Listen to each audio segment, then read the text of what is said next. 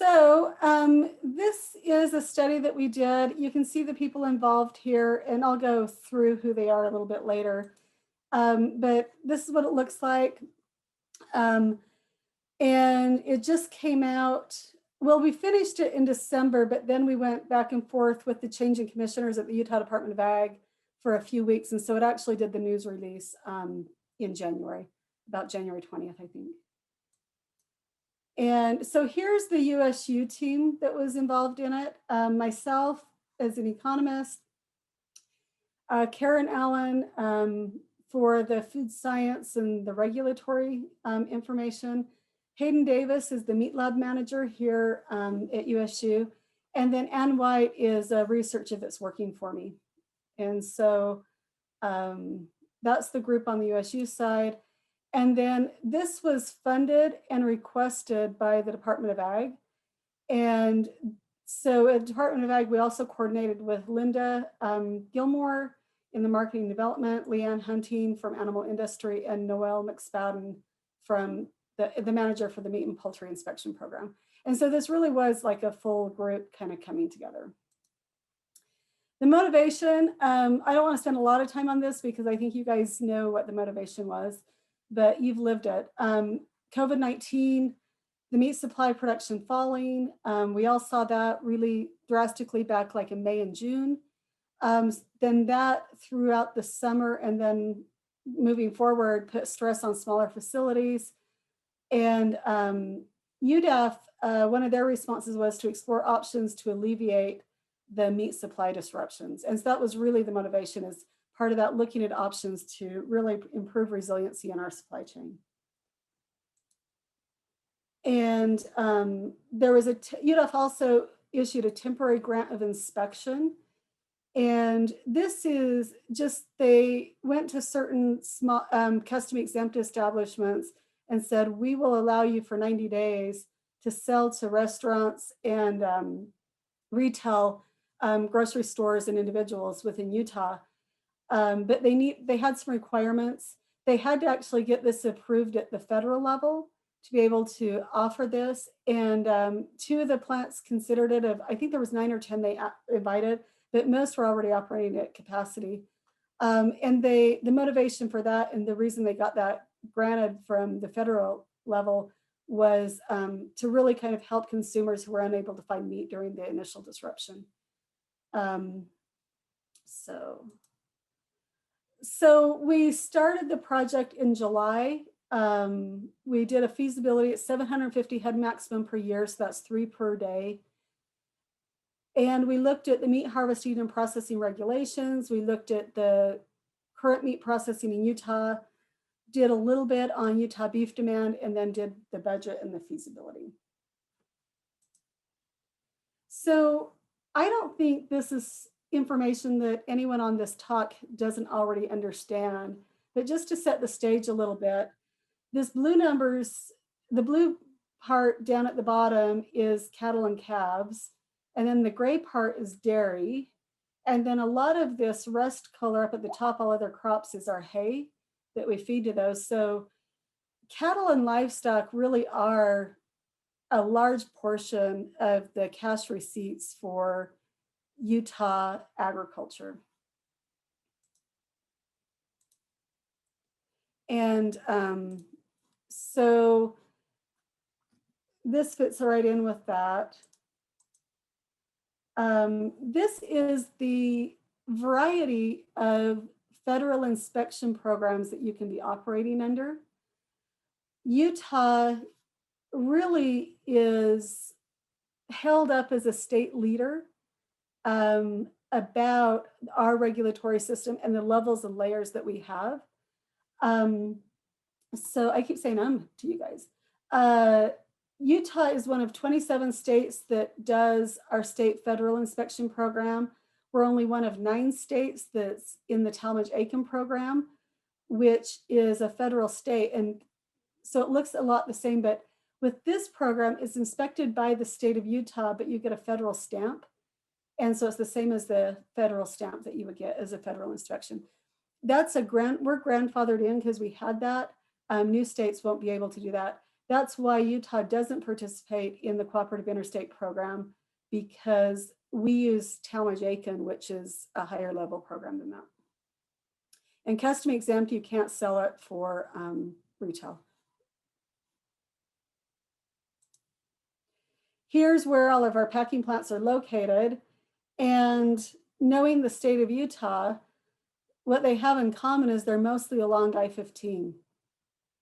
And so as we looked at the increase in the resiliency of our supply chain for meat, we really wanted to look at a smaller plant, because if you have smaller plants, you have the option of having them more spread out in the state and maybe getting them in some of these more rural regions. So UDAF, we did it in the study in cooperation with them. They toured a lot of 15 plants last summer, and they found that harvest and processing numbers were approximately double in the state of what they were a year ago. The backlog wasn't initially a concern at the plants when they were visiting them.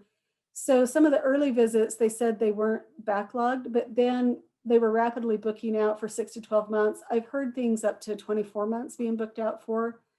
10 of them expressed strong interest in growth, but some of their limitations are equipment and cooler space, trained cutters, the capital, the funding to do it.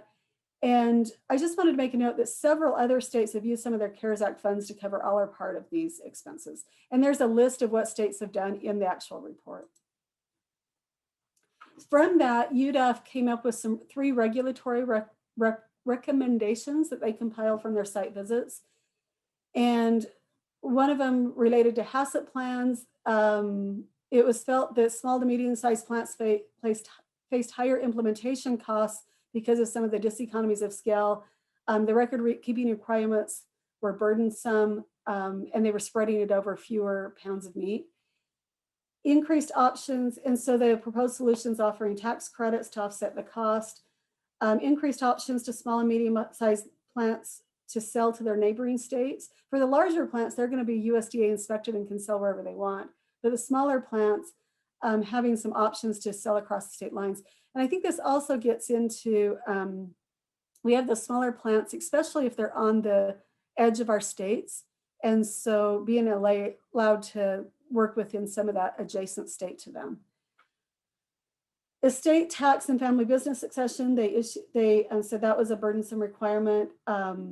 Estate tax and family business succession, the estate tax laws are not going to hit everybody, but they can hit more families' businesses more often than other types of businesses. And so a proposed solution there is probably federal tax law changes, which are more complex. So then simultaneously to doing this study, Nevada has also been looking at similar issues. And so we worked with Nevada to get Qualtrics to administer an online survey for us. And so we have 998 responses in August 2020. About half of those came from Utah, maybe slightly more than half, and then half were from Nevada. So we found out that 42% had purchased meat or produce directly from a producer. And so that could have been from a farmer's market, from a farm stand, directly from the person that they know. That was much higher in Utah than in Nevada. That was only 28%. 65% of people had never purchased meat directly from a local farmer. 30% of those said that price was a concern. So 70% of that 65%, price wasn't a concern. It was, that just kind of shows that there's not a lot of knowledge out there of how to connect to our local producers. And so establishing a brand that you're selling directly is going to come with the need to let consumers know how to do that. Here is the willingness of participants to purchase locally raised ground beef at various price premiums. And so at an equal price, Utah is the upper bar. 67, 2/3 of our Utah residents said that they would prefer a local ground beef versus one from out of the state. But then as you added markups to that, price premiums are, so it's going to cost you more to purchase the local. Then we saw Utah contracting and fewer people wanted it, but you still see around the 20 to 30% really stable around 30% of the people there. Because of the way we administer the survey to make it more robust, not every participant is going to get the 20%, 30%, and 40% markup question. And so it's going to be more randomized and stuff. So that's why you can see a little bit of difference between why a few more people were willing to pay 30% than 20%. But statistically, there's no difference there. And then 40% is, we still have a quarter of people. These are stated preferences. And so we all know that stated preferences are what people say that they want to do. But when you get to the grocery store, you've got to actually find that product in the midst of doing all your grocery shopping, know that that brand is local, and purchase it and stuff. So you generally will find that their revealed preferences probably aren't as high as the stated preferences. But still, this shows a significant group of people that are willing to do that. We also asked them just before and after COVID how they chose where they want to shop. And you can see here that the most influential cleanliness was really high, but after COVID, it jumped up about 50% for the most influential.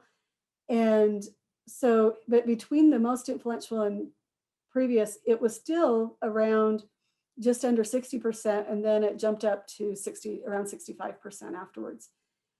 The mask mandate wasn't there before, and then afterwards we had about a third of the people saying having a mask mandate at the grocery store influenced where they shopped. The quality of the food is also really important. You can see that around 60% are looking at, it's the most influential thing or very influential. And so this kind of lets me say that if we're doing a local branded beef product, we probably need to think about combining it with certain quality characteristics, not just saying that it's local. And then price wasn't the highest. Well, it was highest for the most influential, but across the two things, it wasn't the highest. But it still hangs right in there.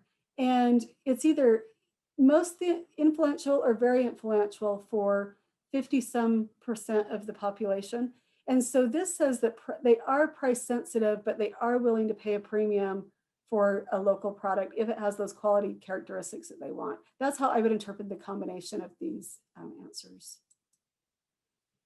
We asked them where they wanted to buy it. And there's reasons why this direct from farm is probably way overstated in how we ask the questions. So I wouldn't pay so much attention to this and take this 24% to the bank, because I think this is really overstated in the way that we ask the question. You always know how you want to ask questions after you've asked the questions rather than when you're creating the survey. But by far, the take-home message here is that they want to buy their local meat, but they want to buy it from the grocery store. So we really have to say, can we get this into retail establishments? And that really is kind of the goal. But there is probably some people out there that we can have some of this direct sales also. So we're getting into the financial feasibility. And so again, it was 750 head capacity with 3 per day. In the terms of meat feasibility studies, this is not just a small, but I'd say a baby size plant. There was one done in 2014 that was supposed to be a small plant, and it was 250 head. And so we're doing 3 head per day, if you can think about that.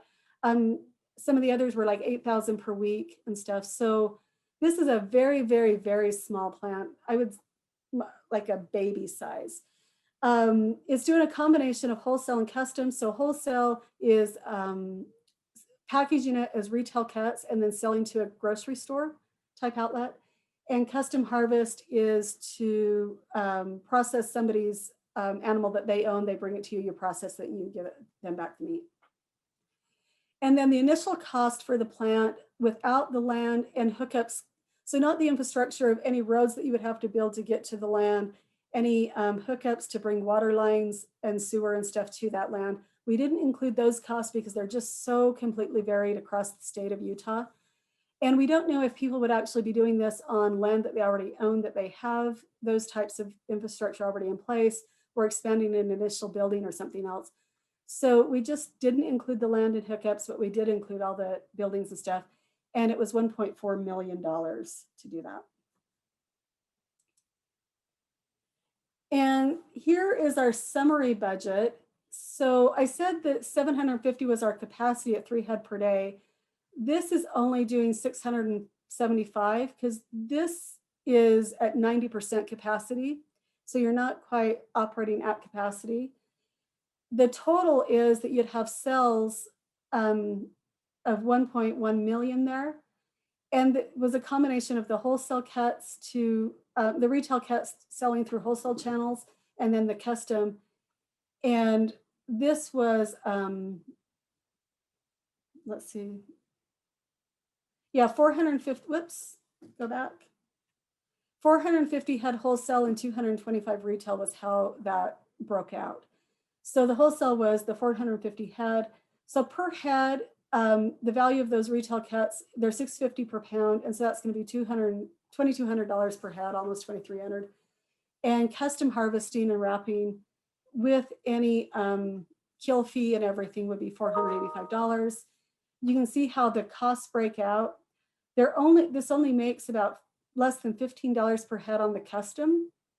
On the wholesale, you're making $160 per head. The reason you're doing the combination and the value of the custom here is that it really allows you to operate your plant more efficiently. So your labor here is 14%, $155,000 a year.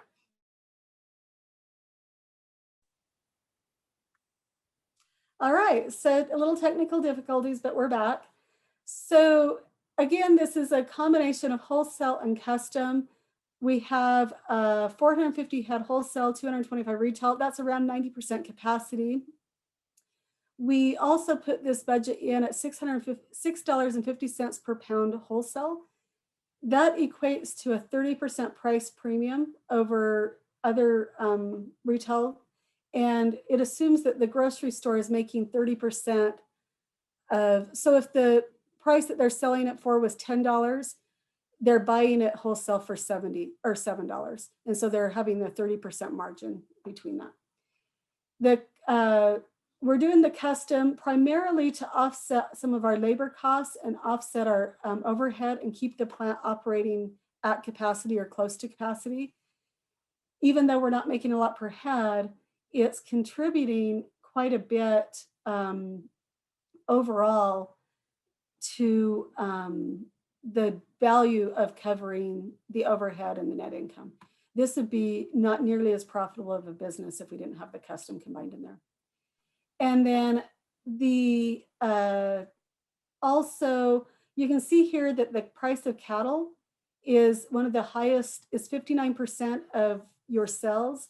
So it's a really significant cost. And so we used $1.15 per hundredweight for the cost of fed cattle here, but that can vary quite a bit from like 100 up to about 130.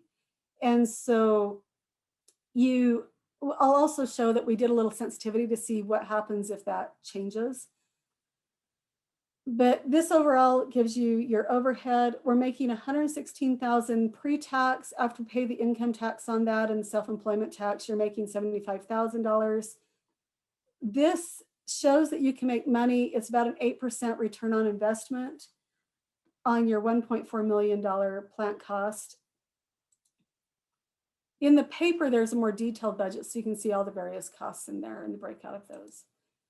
This is how we got those retail, the 650. It was the average of this 574 to 852, and then we applied a 30% price premium to that.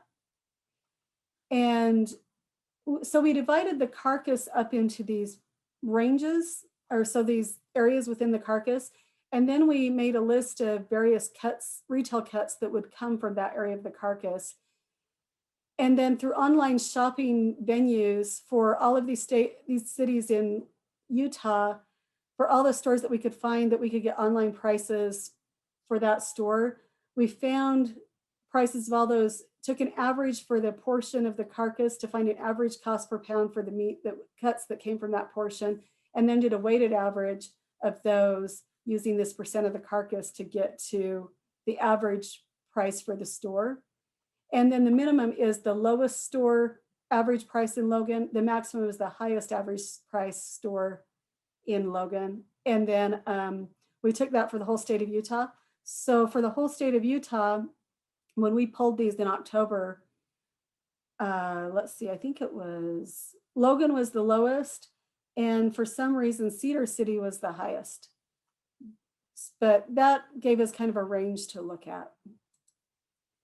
This is from ERS, Economic Research Service, and the thing you want to pay attention to here is the yellow and the gray lines. This is the percent of what consumers pay for beef. All fresh retail is yellow, and then retail choice is the gray.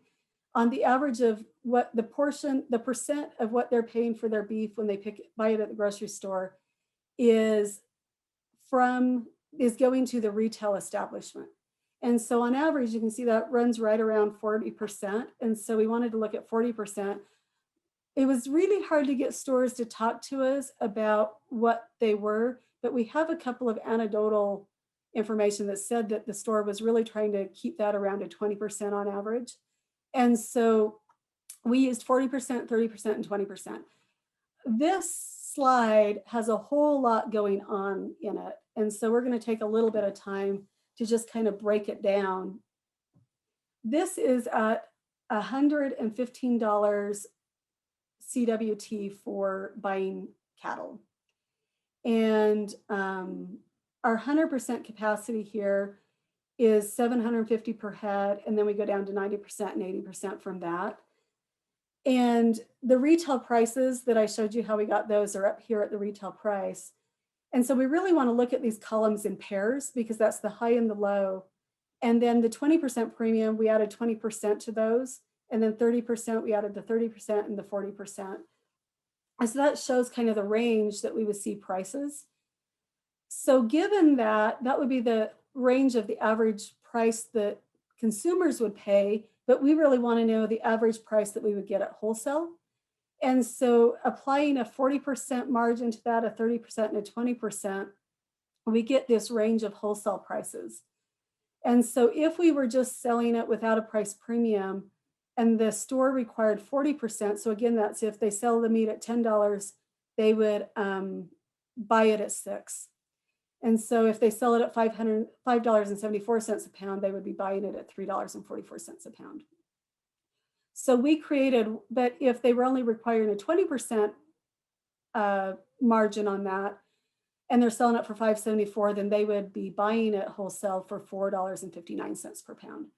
So you can see that depending on what margin they want and what price premium we can get, we're going from $3.44 a pound up to just under $9 or just over $9.50 a pound. Then the other thing that's going on is the plant operating at capacity or under capacity? The summary budget that I showed you just before this was assuming 90% capacity, but I also looked at 100% capacity and 80% capacity. And then red means that they're losing money and black means they're making money. And you can see that charging normal average retail prices and positioning the product as not having a premium product that they're paying for, you have a lot of red here. As we go to a 20% premium, you've got a range here where you can be making quite a bit of money. And I don't know why this number is not red. That's a mistake. But you can also be losing money. And so it really depends on how efficiently you're operating that plant when you're in this stage.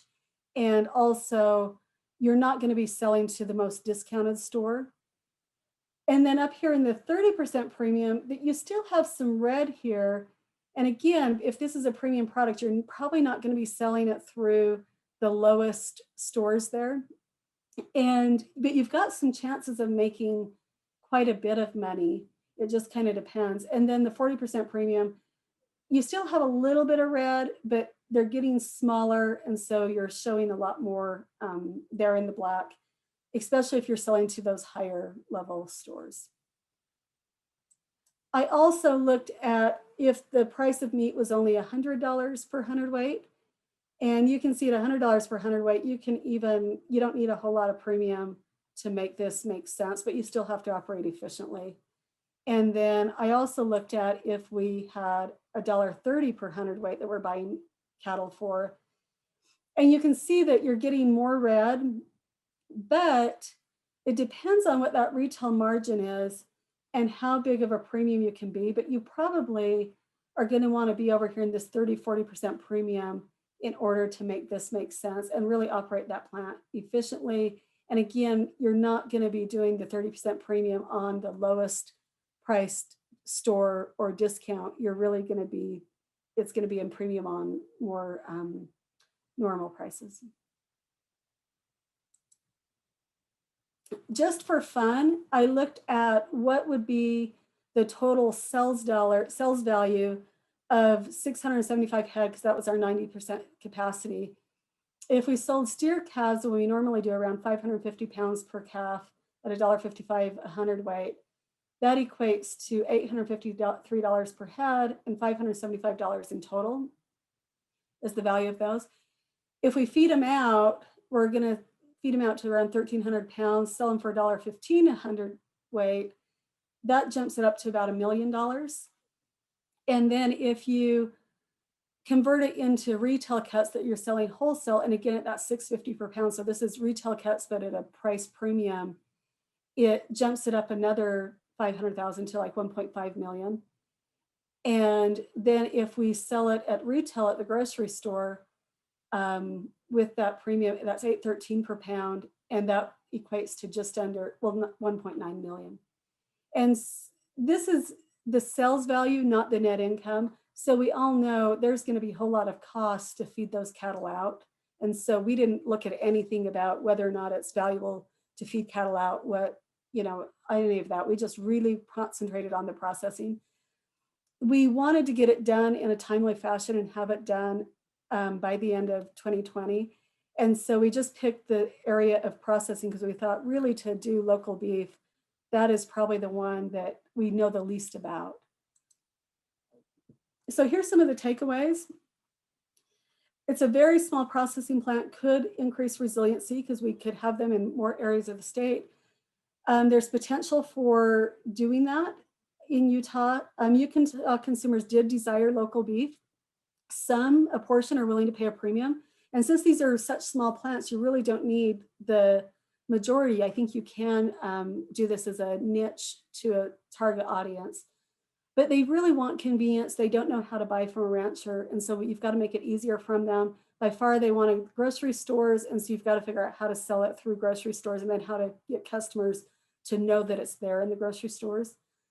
A price premium is going to be needed. It probably needs to be combined with other quality characteristics. You can make a profit, but there is risk. And that's why I wanted to show all those different scenarios and have the red and the black to just say we've got ranges. And so some people could do this and make lots of money. Some people are going to do this and they could lose money if they can't really find that market to position the product at those premium prices. Various programs would be helpful to offset some of the cost of capital or help with marketing brand development. So we've talked a little bit about needing to develop that brand, letting consumers know where that is. These plants, I did not put in like $60,000, $70,000 a year to hire a full-time brand manager, marketing person to really kind of go out and build that brand. And because it just doesn't make sense to do that at this level of a business. That's going to eat up all your net income. So things though, where we could maybe have cooperatives of groups of people that are jointly doing some marketing or brand development could be helpful. There could be things like Utah's Own and some programs out there that also could help with that brand development.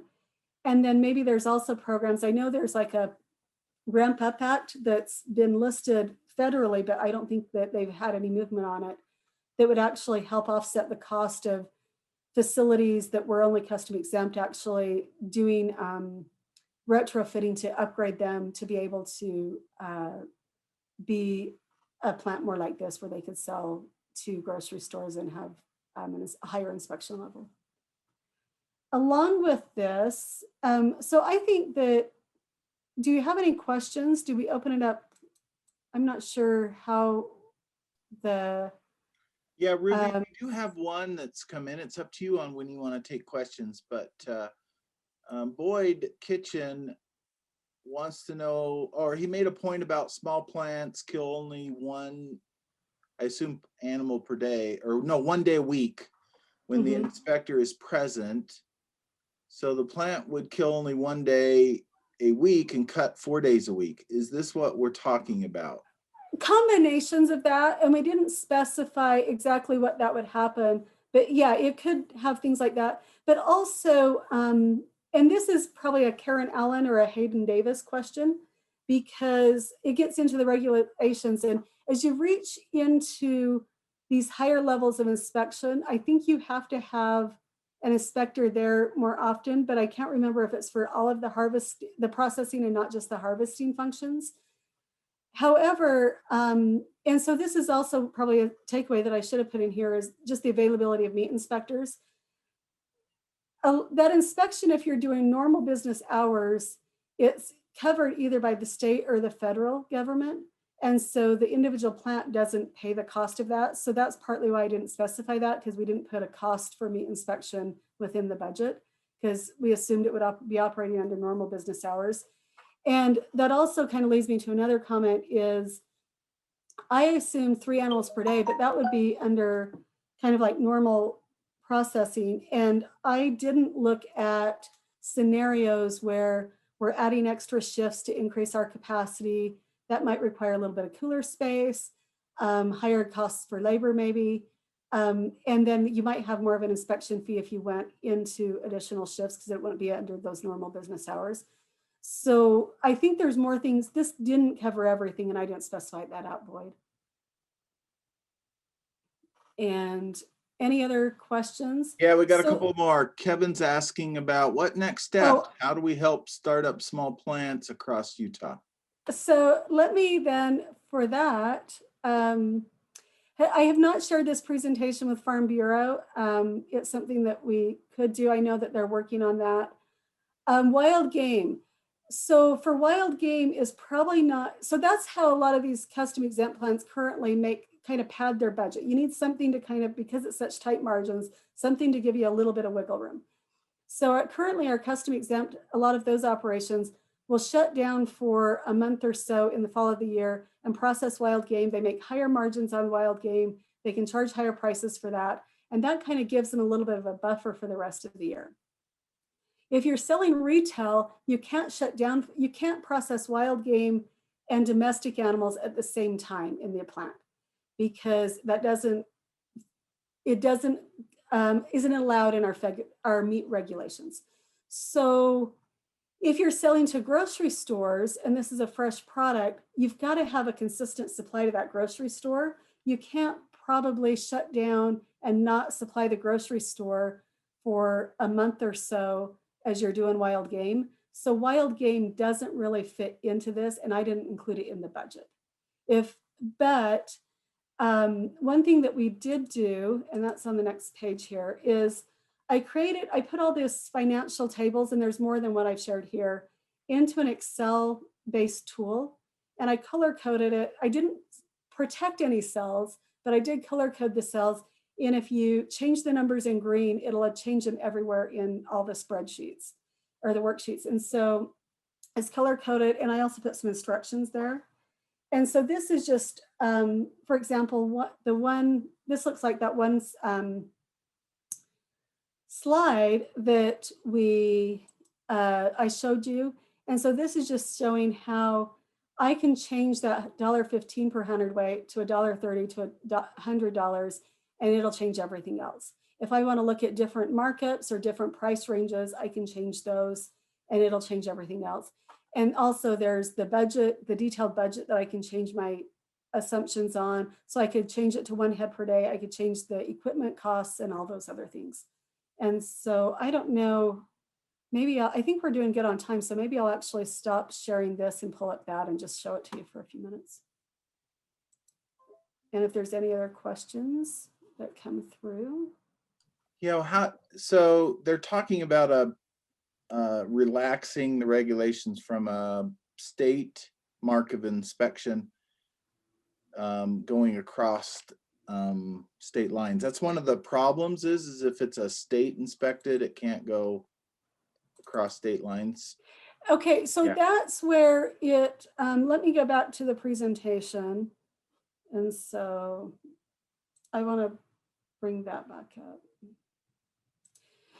So here's the different inspection programs, and it's not as cut and dried as what your stay and carry. And I always still probably, because there's such nuances and little words and parts of this, I'm going to give you kind of the summary here, but really some of those other questions, you really probably want to ask Karen Allen, because she's probably our most knowledgeable person on this. But with Talmadge Aiken, you can sell across state lines and in the state just as if you were USDA inspected. And you get the same stamp as a USDA inspected. With the custom exempt, you can't sell within the state of Utah to anybody. You can only do it for a fee for the owner. And then the state inspection, I don't think you'll have the difference. The only difference is within the state of Utah is you can sell anywhere within the state of Utah, really, that you can sell the federal inspection, but you can't sell outside the state. And it's going to get, though, this beehive seal rather than this round circle seal. But my guess is most consumers are not looking that deep at this. But this can go into grocery stores, it can go into restaurants or anything. Is that helpful, Carrie? Yeah, thank you. And so when you say state level, I will tell you, Ruby, that would be a great little fact sheet there. I don't know if for agents to sort of, when people come in and say, why can't I sell my whatever, that would be cool for them. I think. And there is a more detailed table of this in the study but it didn't fit on the PowerPoint. This is more of a condensed version to fit on the PowerPoint. So it has kind of where the regulations, the code sections and other stuff in that. And so I think you could just print that out on a page of paper from the study too. But yeah, I'll let Karen know that this could be a fact sheet. And then this is the Excel file that you can download.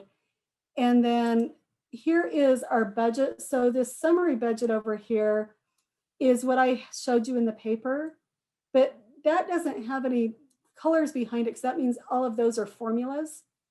And green is where you type numbers in, and the cells without a background color are just formulas. So if you change items in green, it'll change everything else. So here I have if I brought that up to 500, suddenly I have my budget for 500. So you can change this however you want. You can change, I assumed that the carcass is going to weigh 700 pounds on average, and your animal is going to weigh 1,300 pounds.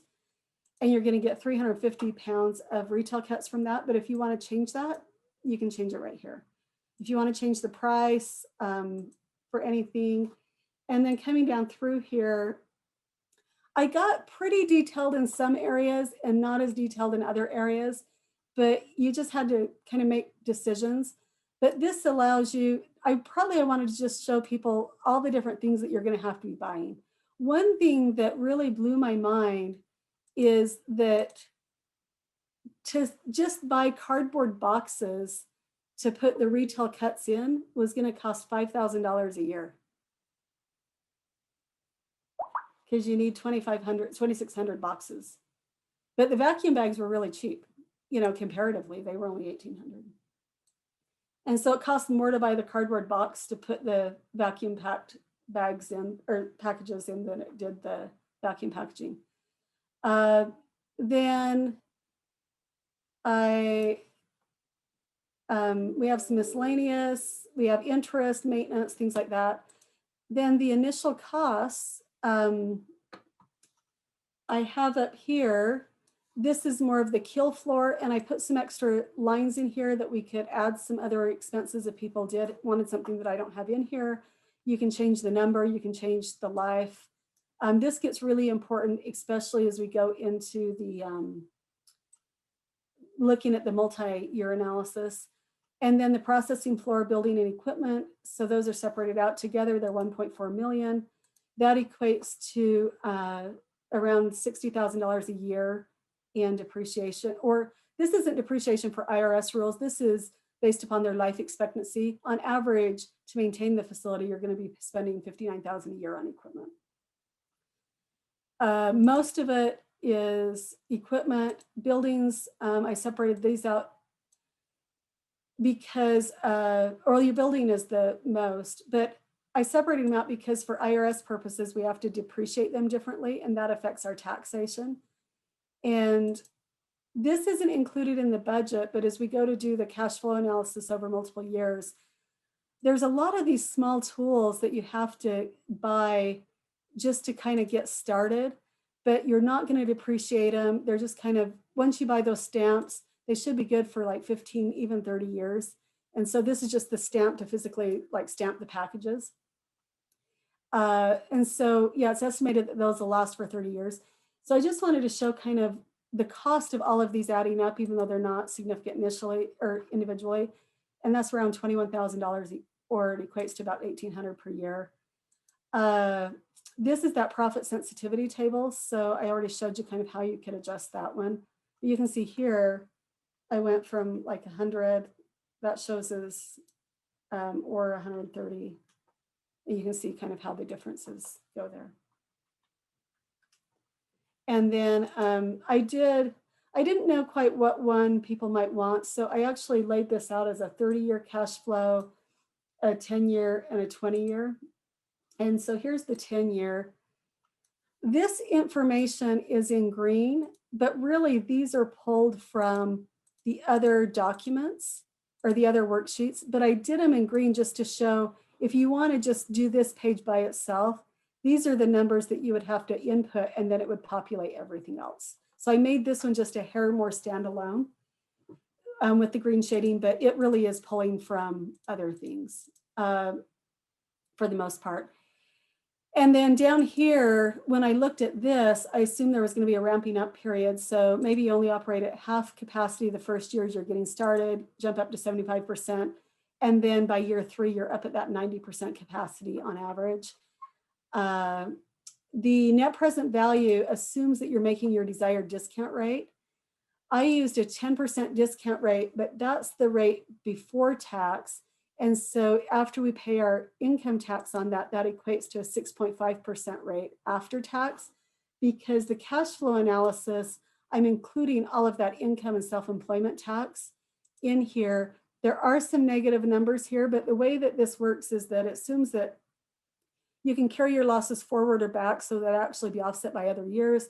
Or if you have other businesses that you're making positive money for, that would offset these. And so it would reduce your tax burden from those other businesses. So I left the negatives in here. And then this also says if you're buying, this is if you're, I assumed, I think a 50% loan for the initial cost. So your outstanding principal on that loan starts out at $727. And this shows like how we're paying that off over time. And so the loan, after 10 years, we've paid off about half of it. And then the net payback says, have we recouped our $727 that we put down of our own money? And it gets a little bit bigger here because we're losing money, but then it starts to go down. And you can see that really you're not going to recoup that initial investment until you get to year 10. And at year 10, then it does switch around and you start getting your initial, well, in this case, you got your initial investment back because we paid the building. Let's go over here to the 30-year. So here, the outstanding principal, I'm around, it was a 15-year loan. So after year 15, we've paid that back.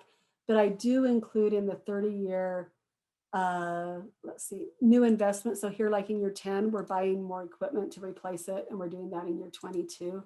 But I didn't finance those. I just put them in to illustrate them.